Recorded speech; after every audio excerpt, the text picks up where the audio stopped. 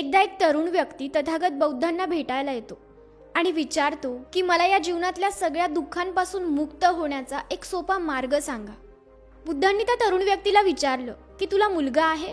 तो व्यक्ती म्हणाला की हो, मला एक मुलगा आहे. त्यांनी पुढे विचारलं की तुझ्या भावाला मुलगा आहे? तो व्यक्ती म्हणाला की हो, माझ्या भावालाही मुलगा आहे. बौद्धांनी पुढे विचारलं की तुझ्या शेजारच्यांना मुलगा आहे? तो व्यक्ती म्हणाला की हो आहे. मग पुढे बुद्धांनी त्या व्यक्तीला विचारलं की समज तुझ्या मुलाचा मृत्यू झाला तर तुला कसं वाटेल? तो व्यक्ती म्हणाला की काय, माझा मुलगा मेला तर? मी हे ऐकणं सुद्धा सहन करू शकत नाही, मी असा विचार सुद्धा करू शकत नाही, आणि असं झालं तर मी जगूच शकत नाही, माझं जगणं किती कठीण होऊन जाईल. पुढे बुद्धांनी विचारलं की आता समज तुझ्या भावाच्या मुलाचा मृत्यू झाला तर तुला कसं वाटेल? तो व्यक्ती म्हणाला की तेव्हाही मला वाईट वाटेल, पण इतकं नाही जितकं माझ्या मुलाचा मृत्यू झाला तर वाटेल. त्यानंतर बौद्ध भिक्षू म्हणाले की समज तुझ्या शेजारच्यांचा मुलगा मेला तर तुला दुःख होईल? तो व्यक्ती म्हणाला की हो, तरी सुद्धा मला दुःख होईल, पण तितकं नाही जितकं माझ्या भावाचा मुलगा मेल्यावर होईल. पुढे बौद्ध म्हणाले की आता मला सांग की आपलं दुःख हे कोणत्या गोष्टीवर निर्भर करतं?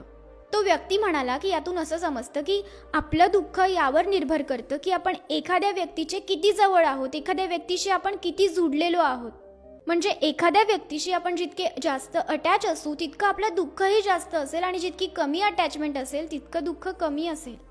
बौद्ध म्हणाले की अगदी बरोबर.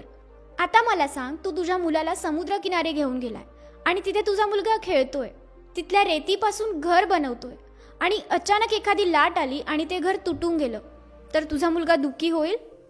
तो व्यक्ती म्हणाला की हो, माझ्या मुलाला दुःख होईल, तो रडायला सुद्धा लागेल. बौद्ध म्हणाले की तुला दुःख होईल? तो व्यक्ती म्हणाला की नाही, कारण मला माहिती आहे ते मातीचं घर आहे, ते आज ना उद्या तुटणारच आहे. पण माझ्या मुलाला हे माहीत नसेल ना की ते घर कधी ना कधी तुटणार आहे, कारण ते घर त्याने बनवलंय, त्या घराशी तो खूप जुडलेला आहे, आणि त्याला असं वाटेल की हे घर तर असंच राहील, आणि ही गोष्ट समजल्यामुळे त्याला त्रास होईल.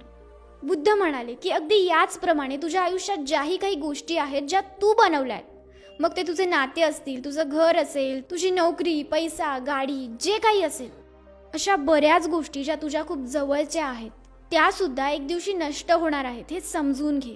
आणि जर तू हे समजून नाही घेतलं आणि त्यातली एकही गोष्ट जरी तुझ्या आयुष्यातून निघून गेली ना, तर त्या दिवशी तुला त्या लहान मुलाप्रमाणेच त्रास होईल. मग काय फरक त्या लहान मुला आणि तुझ्यामध्ये? म्हणून समजून घे, आयुष्यात नाते बनव, गोष्टी विकत घे, पैसा, गाडी, घर, बंगला सगळं काही घे, पण त्या गोष्टींशी इतकाही अटॅच होऊ नको की त्यातली एकही गोष्ट जर तुझ्या आयुष्यातून गेली ना तर तू जगणं विसरून जाशील. म्हणून समजून घे, प्रत्येक गोष्ट ही नश्वर आहे, प्रत्येक गोष्ट कधी ना कधी नष्ट होणार आहे. म्हणून कोणत्याही गोष्टीशी अटॅच होऊ नको, हाच दुःखातून मुक्त होण्याचा मार्ग आहे.